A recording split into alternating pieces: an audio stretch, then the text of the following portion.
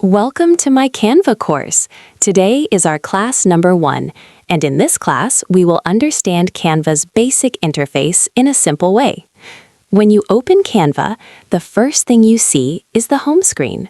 At the top, it says, "What will you design today?" which means what you want to design today. Below this, there is a search bar. If you want to find a specific design or template, you can type its name here and search. Below the search bar, there are some filters, such as type, category, owner, and date modified. Type means the type of design, for example, presentation, social media post, video, or document. If you want to see only one type of design, you can filter it here. Type means the type of design, for example, presentation, social media post, video, or document. If you want to see only one type of design, you can filter it here. The category option shows designs according to their category, for example, education, business, or marketing. Owner means who the design belongs to.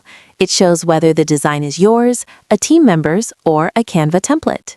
Owner means who the design belongs to. It shows whether the design is yours, a team member's, or a Canva template.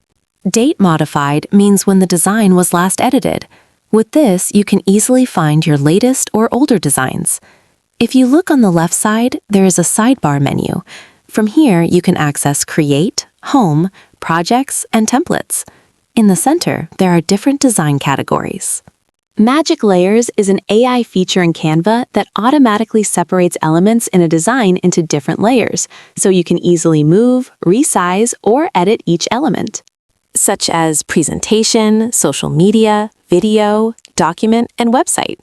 You can simply click on the type of design you want and start. At the bottom, there's the Recent section, where your recently created designs appear. So this was the basic overview of Canva's interface.